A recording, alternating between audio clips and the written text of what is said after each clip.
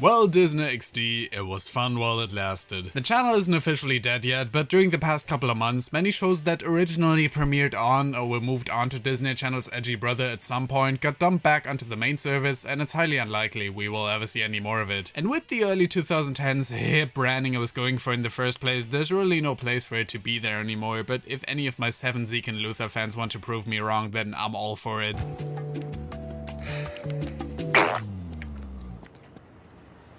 When the channel launched initially, I thought that I'd probably gonna bug my parents for the remainder of the year to buy it. The quality didn't matter. There were gonna be new cartoons, baby, give them to me! Unfortunately though, during this time, both Cartoon Network and Disney were in the all sitcoms everything phase, which they basically already kickstarted with the Disney Channel, and refused to air any original animated shows. The ones they had were some Marvel stuff I didn't care about, and a few series from the main channel like Phineas and Ferb, which I'm fine with, but didn't make me want to get the channel, since you could get those on the other one anyway. Plus, the channel basically killed off Toon Disney, and I wasn't gonna let that slide just like that. It wasn't until February 2010 that Disney XD would launch their first original animated series, Kick Buttowski. And if there's a show that's best suited for the launch of original animated programming on a channel like this, it's one about a kid daredevil that doesn't comply with anyone's rules and does whatever he wants to while skating around a suburban neighborhood. It's literally every kid's dream.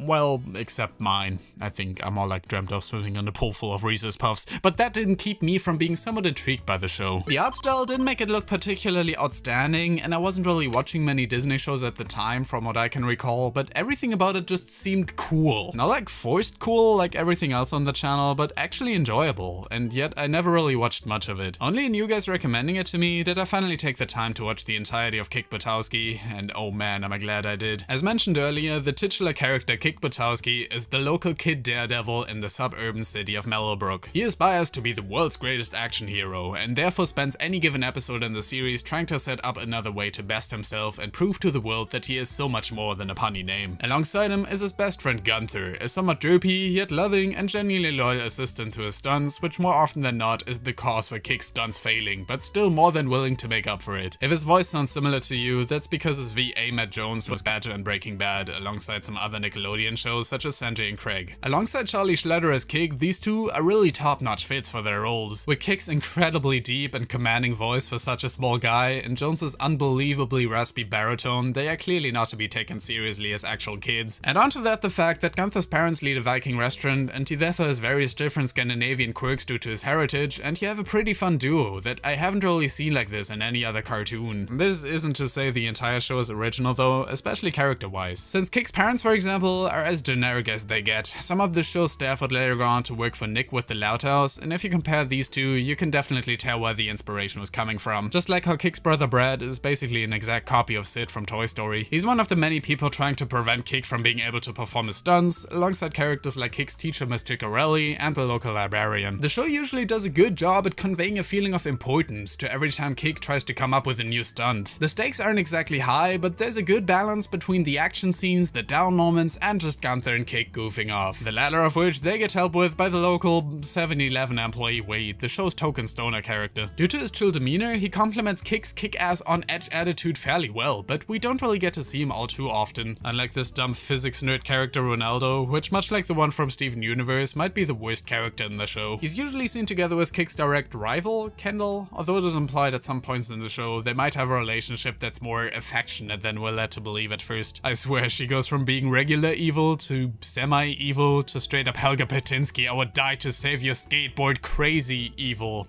My favorite kind. These are only a few of the regulars on the show, and while most of them are somewhat one-dimensional, especially on the villain side, they all have something small that makes them stand out and memorable, like little design quirks or catchphrases. The show relies on these quite a lot in general, like Brad would often say, "Yeah, Brad," one of Kick's teachers always says, "mm-hmm," and Tim and Gunther would often say, "Oh, biscuits," instead of "Holy fuck, that stepped on my ass, he sucked in a vacation in Norway, shoes." It makes sense within the stage Kick always sees himself stepping on whenever he performs a stunt. His original name was actually supposed to be Kid Knievel, as in Evil Knievel. I'm not entirely sure what made them change the name and a few of Kick's design details, but you can still definitely tell where the inspiration came from in the way the characters communicate and the action scenes are coordinated. Along with all the in-universe celebrities, it helps to convey a feeling of genuine excitement. These would also all have radical names like Rock Callahan, Papercut Peterson, and Jock Wilder, and would later get supported by by other actual celebrities, such as Debbie Reynolds, Jim Parsons, and Fergie.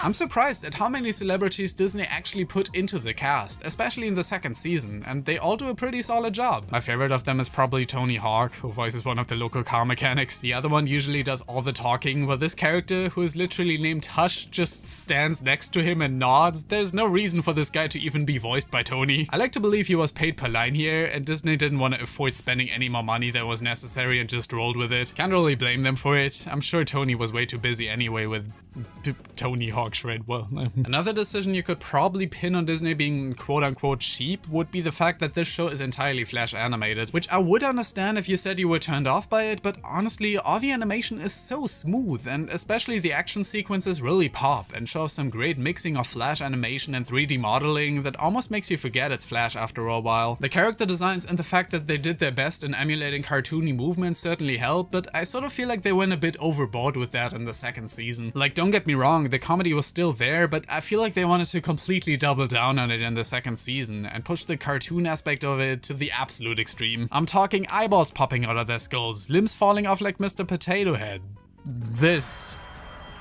I don't. This wouldn't bother me as much had they done it from the start of the show already, but since, according to the creator, they were sort of trying to create a Springfield-esque environment with all these characters living together and us meeting a few of them every now and again and making it feel alive, this decision makes it almost go too over the top. But it's still understandable, since after all, this is probably also what they were going for with a premise as ridiculous as this, but I just wish they did it from the start. Otherwise though, I probably even prefer the second season over the first. It's got more original stories, the jokes are better, the animation has improved, and the Halloween episode is already one of my favorites ever. One downside to it is that they seem to have also been trying to double down on two of the more annoying characters, one of which is Kik's biggest fanatic, Wacky Jackie. She spends every living minute of her life obsessing over Kik, following him around, and along with that has one of the most grating voices ever conceived. Kik's cousin Kyle isn't really annoying so much as he is a nuisance to them and the plot, and serves as more of a device to make everything just a little more difficult. He'd usually just get dumped at the Butowski place by his parents for them to deal with, and then goes on to bug Kik for the rest of the day. There's one episode in the second season that dives more into their relationship and has a really sweet ending that sort of makes me forgive how annoying he is most of the time.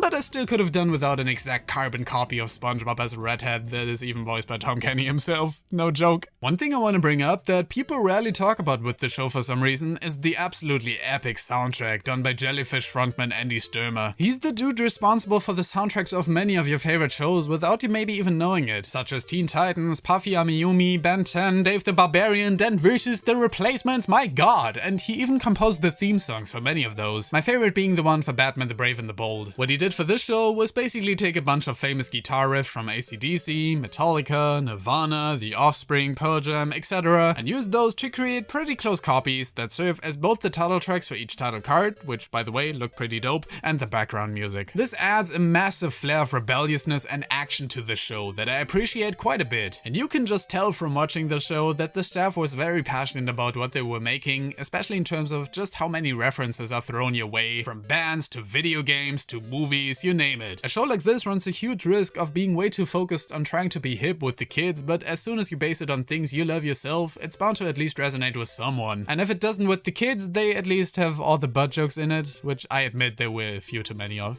I'm not surprised though, as this is the network that would grace us with this a few years later.